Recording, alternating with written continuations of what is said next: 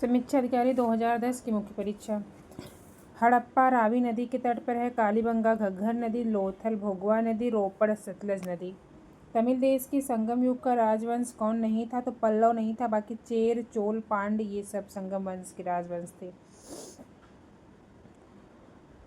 पल्लव वंश जो था वो संगम युगी नहीं था। दक्षिण भारत के महत्वपूर्ण राजवंश में पल्लव वंश शामिल है। पल्लव वंश का संस्थापक बप्पदेव था। पल्लव वंश का संस्थापक बप्पदेव था, लेकिन इसका वास्तविक संस्थापक सिंहविष्णु को माना जाता है।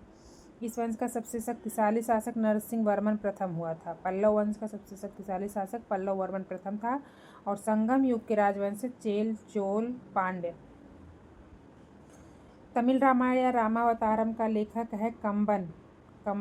चोल शासक कुलोतुंग के शासनकाल में रामायणम या रामावतारम लिखा था कंबन ने।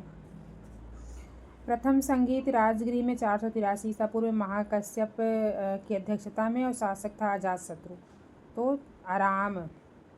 दूसरी वाली वैशाली में हुआ था 383 सभाकामी कालाशोक वैशाखा।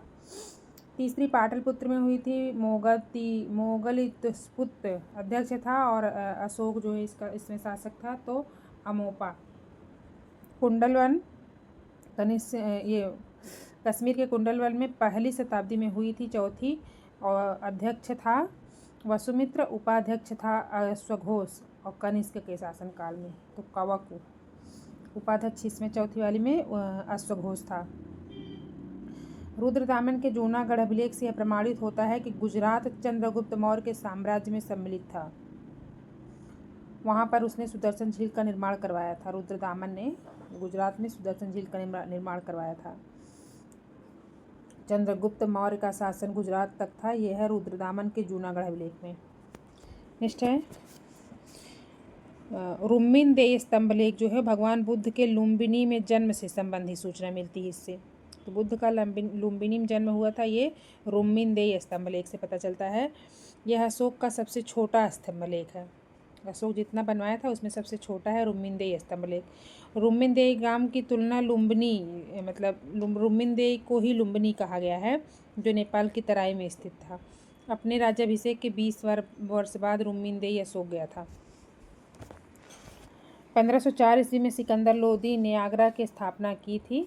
1506 में 2 साल बाद यहाँ पे 1506 में राजधानी बनाई थी अपनी, और गजे सिकंदरी का प्रचलन किया था। जो पैमाना था गजे सिकंदरी, उसका प्रचलन किया था सिकंदर लोदी ने। गुलरुखी शीर्षक से कविता लिखता था फारसी में। अब्दुल रज्जाक विजयनगर आया था देवराय द्वितीय के राज्यकाल में। देवराय द्वितीय अब्दुल रज्जाक, उसने लिखा है कि विजयनगर दुनिया का सबसे भव्य शहर है। डच पर्यटक जहांगीर के शासनकाल में जो है वो कौन है? तो फ्रांसिस्को पेलसर्ट डच पर्यटक था, फ्रांसिस्को पेलसर्ट। गिर India the Remonstrantie of Francisco Pelsaert. यहाँ से ये गरम मसाले और नील का व्यवसाय का वर्णन भी बहुत अच्छे तरीके से किया है। मुगल चित्रकला की आधारशिला हुमायूं ने रखी थी, और जहांगीर के समय में ये अपने चरम अवस्था पर थी। उसने फारस से 2 प्रसिद्ध चित्रकार मीर सैयद अली और ख्वाजा अब्दुल समद के सहयोग से हुमायूं ने मुगल चित्रकला का प्रारंभ किया था। हेक्टर मुनरो बक्सर के युद्ध से संबंधित है, जो 22 अक्टूबर 1764 में हुआ था। लॉर्ड हेस्टिंग आंग्ल नेपाल युद्ध से संबंधित है। लॉर्ड हेस्टिंग आंग्ल नेपाल और तृतीय आंग्ल मराठा दोनों से संबंधित है। लॉर्ड बेलेजली जो है वो चतुर्थ आंग्ल मैसूर युद्ध से संबंधित है। लॉर्ड बेलेजली 1799 जो चौथा मैसूर का युद्ध हुआ था उसे संबंधित है। और तीसरे आंग्ल मैसूर युद्ध जो 1790 से 92 में हुआ था, तो ये कार्नवालिस संबंधित है इससे। तीसरे आंग्ल मैसूर युद्ध से कार्नवालिस संबंधित है।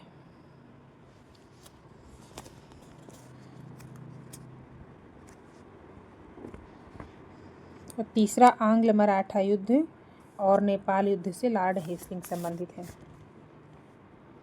बाबा रामचंद्र ने किसानों को संगठित किया था अवध में। ये प्रसिद्ध नेता और स्वतंत्रता सेनानी थे। इनका कार्य क्षेत्र प्रतापगढ़ था। अखिल भारतीय किसान सभा का प्रथम अधिवेशन लखनऊ में हुआ था। सविनय अवज्ञा आंदोलन की समाप्ति के बाद वर्ष 1936 में लखनऊ में अखिल भारतीय किसान सभा की स्थापना हुई थी। तो 1936 में लखनऊ में अखिल भारतीय किसान सभा की स्थापना हुई थी। प्रथम अखिल भारतीय किसान सभा का अधिवेशन जो था अप्रैल 1936 में लखनऊ में किया गया था। इसकी अध्यक्षता बिहार कांग्रेस के सभापति स्वामी सहजानंद सरस्वती ने की थी। अखिल भारतीय किसान सभा के प्रथम अधिवेशन की अध्यक्षता स्वामी सहजानंद सरस्वती ने की थी और ये बिहार कांग्रेस के सभापति भी थे।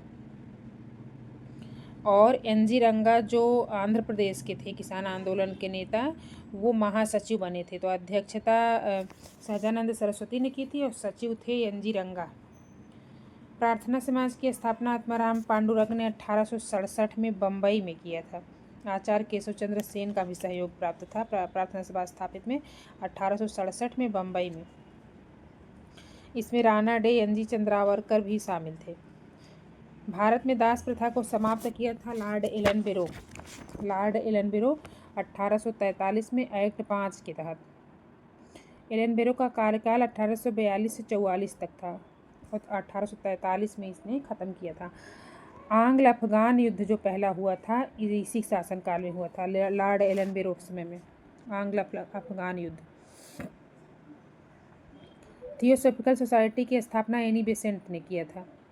थियोसॉफिकल सोसाइटी की स्थापना अडयार तमिलनाडु में इसका अंतर्राष्ट्रीय कार्यालय था और इसका उद्देश्य था प्राच्य विद्याओं का शोध एवं पाश्चात्य जगत में उनका प्रचार प्रसार करना। इंडिपेंडेंट लीग रास बिहारी बोस ने स्थापित की थी। इंडिपेंडेंट लीग की स्थापना 1942 में हुई थी। भारत छोड़ो आंदोलन के समय में हुई थी। 1942 में रास बिहारी बोस द्वारा टोक्यो जापान में किया गया था। इंडिपेंडेंट लीग रास बिहारी बोस टोक्यो जापान में 1942 में। उद्देश्य इसका था ब्रिटिश शासन को समाप्त करना। रॉलेट अधिनियम जो है वो 18 मार्च 1919 को हुआ। फिर रॉलेट सत्याग्रह अधिनियम आया था मार्च में 1919 में। फिर रॉलेट के खिलाफ सत्याग्रह जो हुआ, रॉलेट सत्याग्रह, वो 6 अप्रैल 1919 को हुआ। फिर जलियांवाला बाग हत्याकांड 13 अप्रैल को हुआ। अप्रैल में ही रॉलेट सत्याग्रह हुआ 6 अप्रैल को, 13 अप्रैल को जलियांवाला बाग हत्याकांड हुआ। और दिसंबर में 26 से 30 दिसंबर में भारतीय राष्ट्रीय कांग्रेस का अमृतसर अधिवेशन हुआ। अमृतसर अधिवेशन हुआ दिसंबर में। नेक्स्ट है 12 मार्च को दांडी मार्च प्रारंभ हुआ। 12 मार्च 1930 को दांडी मार्च प्रारंभ हुआ। दांडी मार्च 12 मार्च को शुरू हुआ था। गांधी इरविन समझौता 5 मार्च 1931 को हुआ। एक साल बाद मार्च में फिर हुआ। 1930 में शुरू हुआ दांडी मार्च, फिर एक साल बाद 5 मार्च 1931 को गांधी इरविन समझौता हुआ। और सांप्रदायिक पंचायत जो सांप्रदायिक निर्णय है वो 16 अगस्त 1932 में आया। फिर एक साल बाद गांधी इरविन समझौते के एक साल बाद 16 अगस्त 1932 को सांप्रदायिक निर्णय हुआ। और पूना समझौता जो है वो फिर एक महीने बाद सांप्रदायिक निर्णय जो पंचायत आया था 16 अगस्त को आया था। और ये 24 सितंबर को, अगस्त के बाद सितंबर 1932 को, 24 सितंबर 1932 को पूना समझौता हुआ। रविंद्रनाथ टैगोर को महान प्रहरी महात्मा गांधी ने कहा था। गीतांजलि के लिए 1913 में इनको साहित्य का नोबेल पुरस्कार भी मिला था। हिंदुस्तान रिपब्लिकन संगठन की स्थापना कानपुर में की गई थी। आचार्य जिसका नाम था 1924 में राम प्रसाद बिस्मिल, योगेश चंद्र बनर्जी और सचिंद्र सान्याल द्वारा कानपुर में हिंदुस्तान रिपब्लिकन एसोसिएशन का स्थापना किया गया था। बाद में वर्ष 1928 में दिल्ली के फिरोज शाह कोटला मैदान में इस संगठन का नाम बदल करके हिंदुस्तान सोशलिस्ट रिपब्लिकन एसोसिएशन हो गया था। महात्मा गांधी द्वारा 1922 में असहयोग आंदोलन स्थगित कर दिया गया। इस स्थगन का CR दास और मोतीलाल नेहरू ने विरोध किया था। दोनों सही हैं, व्याख्या नहीं है। भारतीय मानक समय यामोत्तर के सबसे नज़दीक कौन सा है? तो मिर्ज़ापुर है। प्रश्नानुसार बिलासपुर, कोरापुट, फैजाबाद, मिर्ज़ापुर में भारतीय मानक समय यामोत्तर के सबसे नज़दीक है। ये है मिर्ज़ापुर, 82.5 डिग्री 5 मिनट में। भारत सबसे बड़ा उत्पादक है गन्ने का। भारत दलहन, जूट, मसाले, दूध, इन सब में इसका प्रथम स्थान है। और गेहूँ, चावल, मूंगफली, गन्ना, आलू इसमें दूसरा स्थान है। दलहन, जूट, मसाले, दूध, केला। आंध्र प्रदेश, असम, झारखंड ये रेशम उत्पादक राज्य हैं। सबसे अधिक रेशम 70% लगभग शहतूत रेशम का उत्पादन भारत करता है।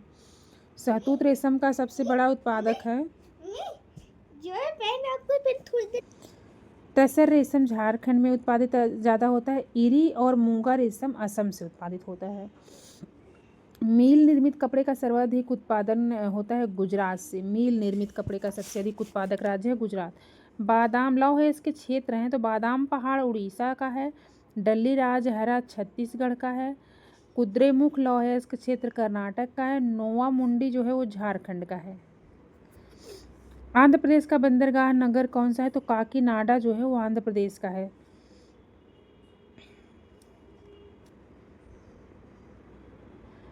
राष्ट्रीय राजमार्ग 4 जो है वो महाराष्ट्र के थाने से लेकर तमिलनाडु चेन्नई तक जाता है। प्रधान यामोत्तर रेखा कहाँ कहाँ से गुजरती है? नाइजर से नहीं गुजरती है। प्रधान यामोत्तर नाइजर से नहीं गुजरती, बाकी लंदन, फ्रांस, स्पेन, अल्जीरिया, घाना, माली, बुर्किना फासो, टोगो से गुजरती है। लंदन, फ्रांस, स्पेन, अल्जीरिया, घाना, माली, बुर्किना फासो, टोगो स्थल आबद्ध हैं जिसमें बोत्सवाना, बुर्किना फासो, बुरुंडी, केंद्रीय अफ्रीकी गणराज्य, Chad, Ethiopia, Lesotho, Malawi, Niger, Rwanda, दक्षिणी सूडान, इस्वातिनी, पहले इसको स्वाजीलैंड कहा जाता था इस्वातिनी को, उगांडा, जाम्बिया, जिम्बाब्वे। दक्षिण अमेरिका का सबसे घना बसा देश इक्वाडोर है। इक्वाडोर। उसके बाद है कोलंबिया, उसके बाद वेनेजुएला, उसके बाद Bolivia. Italy, Sicily, Sardinia, Corsica से घिरे। इटली, सिसिली, सर्डिनिया, कोर्सिका से घिरा सागर है टेरहिनियन सागर। टेरहिनियन सागर। टेरहिनियन सागर इटली, सिसिली, सर्डिनिया, कोर्सिका से घिरा हुआ है। खनिज तेल का सबसे ज़्यादा भंडार है। उसके बाद है सऊदी अरब के पास, फिर Canada, Iran, Iraq. Venezuela, Saudi अरब, कनाडा, ईरान, इराक। पोत भार टन मान की मतलब दृष्टि से व्यस्ततम बंदरगाह जो है वो संघाई है। पोत भार का टन मात्रा के अनुसार संघाई विश्व का व्यस्ततम बंदरगाह है। मौद्रिक मूल्य की दृष्टि से विश्व का सबसे बड़ा जहाज निर्माता दक्षिण कोरिया है। मौद्रिक मूल्य के आधार पर सबसे बड़ा जहाज निर्माता यह है दक्षिण कोरिया। नेक्स्ट है 2011 की जनगणना के अनुसार इसमें यौन अनुपात जो है क्या है? यौन अनुपात का क्रम तो केरल में सबसे अधिक है, उसके बाद है पुदुचेरी, फिर तमिलनाडु, फिर आंध्र प्रदेश। केपुत यौन अनुपात। 7 वर्ष से मुझसे अधिक आयु के पुरुष महिलाओं को किन राज्यों में संख्या अधिक है? तो ये सब में अधिक है। तो ये है बिहार, सबसे अधिक जनसंख्या है बिहार की, फिर महाराष्ट्र की, फिर उत्तर प्रदेश की, फिर पश्चिम बंगाल की। और अब जो है वर्तमान समय में सबसे अधिक जनसंख्या है उत्तर प्रदेश की, उसके बाद है सबसे अधिक जनसंख्या है उत्तर प्रदेश की। नेक्स्ट है उत्तर प्रदेश में साक्षरता दर स्थिर तरीके से बढ़ती रही। महिलाओं में साक्षरता दर की वृद्धि पुरुषों में वृद्धि की दर के अनुरूप समगत नहीं रही है। तो उत्तर प्रदेश में साक्षरता दर स्थिर तरीके से बढ़ती रही है, बिल्कुल सही है। महिलाओं में साक्षरता दर की वृद्धि पुरुषों में वृद्धि दर के अनुरूप समगत नहीं रही है। दोनों कथन सही हैं, व्याख्या नहीं है। उत्तर प्रदेश की साक्षरता दर 67.7 है, पुरुष की 77 है, महिला की 57 है। उत्तर प्रदेश सबसे अधिक जनसंख्या वाला प्रदेश बना हुआ है। बिहार, पश्चिम बंगाल, महाराष्ट्र और वही क्रम में उसके नीचे है। ये सही है लेकिन आर गलत है। वो उत्तर प्रदेश है, उसके बाद महाराष्ट्र है, फिर बिहार है, फिर पश्चिम बंगाल है। तो उत्तर प्रदेश, महाराष्ट्र, बिहार, पश्चिम बंगाल, इस हिसाब से ये दूसरा वाला गलत है, क्योंकि और वही क्रम अगर देखा जाए तो यूपी, महाराष्ट्र, बिहार, पंजाब, पश्चिम बंगाल ये रहेगा। नेक्स्ट है संघ शासित क्षेत्रों में पुरुषों में साक्षरता दर सबसे अधिक लक्षद्वीप में है। सर्वाधिक साक्षरता दर वाला राज्य केरल है, मिजोरम है, गोवा है। केमिगो। पुरुष साक्षरता सबसे अधिक केरल में है, लक्षद्वीप में है, मिजोरम में है। केलमी पुरुष, और महिला की है केमिल, दोनों का है। पुरुष में केरल, लक्षद्वीप, मिजोरम है, महिला में केरल, मिजोरम, लक्षद्वीप है। नेक्स्ट है नगरीय जनसंख्या के अवरोही क्रम में व्यवस्थित करना है। तो सबसे अधिक नगरीय जनसंख्या महाराष्ट्र की है, फिर तमिलनाडु की है, उसके बाद पहले महाराष्ट्र की है, फिर उत्तर प्रदेश की है, फिर तमिलनाडु की है, फिर पश्चिम बंगाल की है। ये जो है ऑप्शन के अकॉर्डिंग क्रम है, महाराष्ट्र, उत्तर प्रदेश, तमिलनाडु, पश्चिम बंगाल।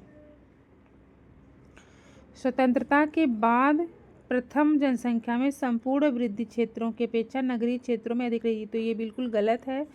2001 में जनसंख्या का स्तर 27.8% था, बिल्कुल सही है। ऑप्शन के अकॉर्डिंग नगरीकरण का स्तर है दिल्ली, चंडीगढ़, लक्षद्वीप, दमन-दीव। दिल्ली, चंडीगढ़, लक्षद्वीप, दमन-दीव। तो नगरीय जनसंख्या के हिसाब से मिजोरम सबसे अधिक है, उसके बाद है नागालैंड, उसके बाद है अरुणाचल प्रदेश, उसके बाद है सिक्किम। समान कार्य के लिए समान वेतन है राजकीय नीति निर्देशक तत्वों में 39D में, 39 घ या 39D में। ये 1976 में समान प्राथमिक अधिनियम 1976 के अनुसार इसको लाया गया है। एक सदन का अध्यक्ष एक गैर सदस्य होता है, वो होता है राज्यसभा। तो राज्यसभा का सभापति जो होता है, मतलब उपराष्ट्रपति, वो राज्यसभा का पदेन सभापति नहीं होता है।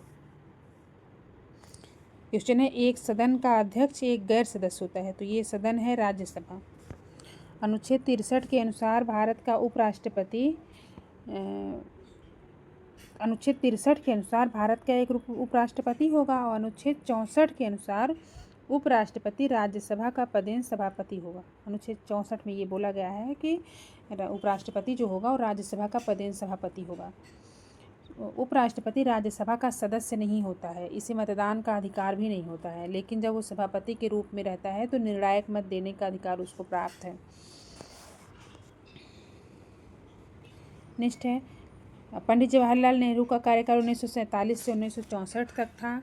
लाल बहादुर शास्त्री का 1964 से 66 तक था। इंदिरा गांधी का 66-67 के बाद 80-84 में था। 66-67 के बाद 80-84 में। गुलजारी लाल नंदा 64 और 66 में कार्यवाहक प्रधानमंत्री थे। अटल बिहारी वाजपेयी का कार्यकाल 1996 में 13 दिन खातिर बना था। अटल बिहारी वाजपेयी 1996 में बना था 13 दिन के लिए, और उसके बाद 1998 से 2004 तक बना। ये मुख्यमंत्री जो होता है अनुच्छेद 164(1) के तहत मुख्यमंत्री की नियुक्ति राज्यपाल द्वारा की जाती है। अनुच्छेद 164(1) के अनुसार वह राज्यपाल द्वारा औपचारिक नियुक्ति पाता है। वह मुख्यमंत्री विधानसभा में बहुमत दल के सदस्यों द्वारा चुना जाता है। उसका पद पर बना रहना बहुत से कारकों पर निर्भर करता है। तो ये सब सही है। संविधान की मूल संरचना के सिद्धांत का स्रोत है न्यायिक व्याख्या। संविधान के मूल संरचना का सिद्धांत है न्यायिक व्याख्या। केशवानंद भारती द्वारा दिया गया था इसको। 73वें और 74वें संविधान संशोधन से संबंध के लिए किसके सृजन के लिए उत्तरदायी नहीं है? तो 73वां और 74वां संविधान संशोधन 1992 द्वारा राज्य निर्वाचन आयोग को संवैधानिक मान्यता प्रदान की गई थी। राज्य निर्वाचन आयोग को पंचायतों के लिए वित्त का प्रावधान और जिला नियोजन समिति का प्रावधान भी 73वें और 74वें संविधान संशोधन 1992 द्वारा किया गया था। राज्य वित्त आयोग के अध्यक्ष की नियुक्ति राज्यपाल करता है। राज्य वित्त आयोग के अध्यक्ष की नियुक्ति राज्यपाल करता है। तो 73वें और 74वें संविधान संशोधन से में किसका सृजन किया गया था? तो राज्य निर्वाचन आयोग का, जिला नियोजन समिति का और राज्य वित्त आयोग का। वैश्वीकरण का मतलब है भारत में छोटे उद्यमियों में आशावाद का एक बोध पैदा किया है वैश्वीकरण ने। ग्रामीण भारत से गरीबी दूर करने का काम था IRDP, ट्राइसेम और NRIP दोनों का। तो एकीकृत ग्रामीण विकास कार्यक्रम जो IRDP है, एकीकृत ग्रामीण विकास कार्यक्रम 1978 से 79 में शुरू किया गया था। एकीकृत ग्रामीण विकास कार्यक्रम 1978 से 79 में। 1999 में स्वर्ण जयंती ग्राम रोजगार योजना में मिला दिया गया था इसको। और ग्रामीण युवा स्वरोजगार योजना ट्राई सेम जो है 1979 में शुरू किया गया था। ग्रामीण युवा स्वरोजगार कार्यक्रम ट्राई सेम द्वारा। राष्ट्रीय ग्रामीण रोजगार कार्यक्रम 1980 में शुरू किया गया था। राष्ट्रीय ग्रामीण रोजगार कार्यक्रम 1980, ग्रामीण युवा रोजगार कार्यक्रम 1979 और एकीकृत ग्रामीण विकास कार्यक्रम 1978 से 1979 में। प्रथम औद्योगिक नीति की घोषणा 1948 में किया गया था श्यामा प्रसाद मुखर्जी द्वारा। स्वतंत्र भारत की औद्योगिक नीति की घोषणा सबसे पहले उद्योग मंत्री श्यामा प्रसाद मुखर्जी द्वारा 1948 में किया गया था। मूल उद्योगों के विकास का दायित्व सार्वजनिक क्षेत्रों को सौंप दिया गया था। इसके तहत मौसम आधारित फसल बीमा योजना कर्नाटक में शुरू की गई है 2007 से। मौसम आधारित फसल बीमा योजना और प्रधानमंत्री फसल बीमा योजना जो है 2016 से शुरू की गई है। प्रधानमंत्री फसल बीमा योजना 2016 से। कृषि उत्पाद अपने निर्यात से देश के लिए सर्वाधिक विदेशी मुद्रा प्राप्त करता है तो वह है बासमती चावल। स्वचालित इंजनों के लिए एथिलीन ग्लाइकॉन का यूज हिमनरोधी के लिए किया जाता है। एथिलीन ग्लाइकॉन, इसका प्रयोग रेडिएटर में भी किया जाता है। यह ठंडे क्षेत्रों में हिमांक कम कर देता है। एथिलीन ग्लाइकॉल हिमनरोधी के तौर पर प्रयोग किया जाता है स्वचालित इंजनों में। हास्य गैस है नाइट्रस ऑक्साइड, इसको निश्चेतक के रूप में भी यूज किया जाता है। खोज इसकी जोसेफ प्रिस्टले ने 1792 में किया था। बुलेट प्रूफ पदार्थ बनाने के लिए पॉलीकार्बोनेट का यूज किया जाता है। बुलेट प्रूफ पदार्थ पॉलीकार्बोनेट। पॉलीविनाइल क्लोराइड से फिल्म, पतली चादरें, बरसाती, मोटे कवर ये सब बनते हैं। Polyvinyl chloride. पॉलीएथिलीन से तार का आवरण बनता है। और पॉलीएमाइड का यूज सिल्क, ऊन, नायलॉन आदि बनाने में किया जाता है। पॉलीएमाइड। और बुलेट प्रूफ पदार्थ बनाने में पॉलीकार्बोनेट। किसका अंग तना नहीं है तो शकरकंद जो है एक जड़ है। शकरकंद जड़ है, बाकी गन्ना, आलू, अदरक ये सभी तने हैं। शकरकंद जड़ है। इंसेफ्लाइटिस मस्तिष्क प्रभावित करता है। फाइलेरिया से लसिका पर्व प्रभावित होता है। ल्यूकीमिया से अस्थिमज्जा और मलेरिया से रक्त कोशिकाएं। नेक्स्ट है विटामिन B1 का नाम थायमिन है। B1 थायमिन, इसकी कमी से बेरी रोग होता है। B2 को राइबोफ्लेविन कहा जाता है। राइबोफ्लेविन। B6 को पायरिडॉक्सिन कहा जाता है। पायरिडॉक्सिन। और विटामिन C स्कार्बिक एसिड। मकड़ी जो है वो कीट नहीं है, बाकी खटमल, मच्छर, घरेलू मक्खी एक कीट हैं। मकड़ियाँ जो है अष्टपाद फैमिली, इसमें 8 पैर होते हैं बिच्छू की तरह। और कीटों में जनरली 4 पैर होते हैं। नियासिन जो है की कमी से पेलाग्रा रोग हो जाता है। नियासिन की कमी से पेलाग्रा रोग। थायमीन की कमी से बेरी रोग। विटामिन D से सूखा रोग हो जाता है। और विटामिन K जो होता है इसे थक्का नहीं बनता है। विटामिन E से बंध्यापन आता है। परितृप्ति एवं प्यास के केंद्र मानव मस्तिष्क के किस भाग में होता है? परितृप्ति और प्यास ये होता है हाइपोथैलेमस में। हाइपोथैलेमस अंतःस्रावी ग्रंथियों से स्रावित हार्मोन का नियंत्रण करता है। सेरिब्रम जो होता है चेतना शक्ति, बुद्धिमत्ता, स्मरण शक्ति केंद्र ये सब होता है सेरिब्रम में। प्राइमेट आधुनिक मानव का निकटतम संबंधी गोरिल्ला है। गोरिल्ला और चिंपैंजी आधुनिक मानव के निकटतम है। RH कारक का नाम संबंधित है बंदर से। 1940 में कार्ल लैंडस्टीनर और VS वीनर ने एंटीजन का रुधिर में पता लगाया था। रीसस बंदर में इस तत्व का पता लगाया था। RH फैक्टर, इसीलिए इसको RH फैक्टर नाम दिया गया है। जिन व्यक्तियों के रक्त में यह तत्व पाया जाता है उनका रक्त RH निगेटिव पॉजिटिव कहलाता है। RH पॉजिटिव, जिसमें नहीं पाया जाता है उसको RH निगेटिव कहा जाता है। गेहूं में रोटी बनाने के गुणों को प्रभावित करने वाला पदार्थ जो है वो ग्लूटिन है। ग्लूटिन। फल तथा सब्जियों में मोम के घोल का प्रयोग किया जाता है उनका भंडारण काल बढ़ाने के लिए। फल तथा सब्जियों में मोम के घोल का यूज किया जाता है उनका भंडारण काल बढ़ाने के लिए। कृत्रिम घोल के लिए पैराफिन नामक मोम का यूज किया जाता है। पेगिंग जो है मूंगफली में एक लाभकारी प्रक्रिया है। मूंगफली की खेती में सिंचाई पेगिंग तथा फली बनते समय किया जाता है। कंप्यूटर में शब्द की लंबाई जो है वो बिट्स में नापी जाती है। चार्ल्स बेबेज कंप्यूटर के जनक हैं। 1 बाइट 8 द्विधारी अंकों का बना होता है, तो 1 बाइट इक्वल टू 8 द्विधारी अंक। सिलिकॉन जो है वो कंप्यूटर चिप्स के उत्पादन में प्रयोग होता है। इंटीग्रेटेड चिप्स सिलिकॉन से बनी होती है। कंप्यूटर में प्रयुक्त माउस की बॉडी 40 वर्ष पहले बनाई गई थी, वह बना था उसमें लकड़ी का। भारतीय दलहन शोध संस्थान कानपुर में है। राष्ट्रीय कृषि अनुसंधान प्रबंधन अकादमी हैदराबाद में है। कृषि अनुसंधान प्रबंधन हैदराबाद में है, 1976 में स्थापित है। कृषि अनुसंधान प्रबंधन। यूकेलिप्टस जो है इसको शत्रु कहा जाता है पारिस्थितिकी का, अधिक पानी सोखता है। ओजोन जैविक जीवन के लिए परम आवश्यक है। ओजोन परत पृथ्वी को उच्च ऊर्जा विकिरण से संरक्षित करता है। दोनों सही है, व्याख्या भी है। सबसे बड़ा चीता आवास से भारत का ये आंध्र प्रदेश में है। Nagarjuna Sagar Srisailam tiger reserve. Nagarjuna Sagar Srisailam tiger reserve Bharat का सबसे बड़ा चीता आवास है। जैव भौगोलिक मंडलों की कुल संख्या कितनी है? जैव भौगोलिक मंडलों की कुल संख्या भारत में 10 है। 10।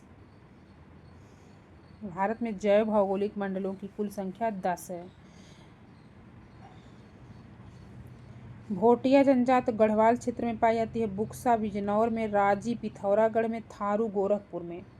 कर्मा लोक नृत्य सोनभद्र का है, खरवार जनजाति द्वारा किया जाता है। कर्मा लोक नृत्य खरवार जनजाति। राई बुंदेलखंड क्षेत्र में महिलाओं द्वारा किया जाता है श्री कृष्ण जन्माष्टमी के अवसर पर। बौद्ध जैन दोनों का प्रसिद्ध स्थल है कौशाम्बी। वत्स की राजधानी है कौशाम्बी। उदयन वासव दत्ता की दंत कथा यहीं कौशाम्बी से संबंधित है। उत्तर प्रदेश जनहित गारंटी अधिनियम 2011 जो है 17 सेवाओं को चिन्हित किया है। 17। ये करंट का क्वेश्चन है। राप्ती नदी गोरखपुर, गंगा वाराणसी, गोमती सुल्तानपुर, सरजू अयोध्या। गोमती सुल्तानपुर। लखनऊ में नगर निगम, जल संस्थान, विकास प्राधिकरण, जिला नगरीय विकास अधिकरण, ये चारों स्थित हैं। माघ मेला प्रयागराज में लगता है। झूला मेला वृंदावन में लगता है। पशु मेला बटेश्वर में लगता है। देवा मेला बाराबंकी में लगता है।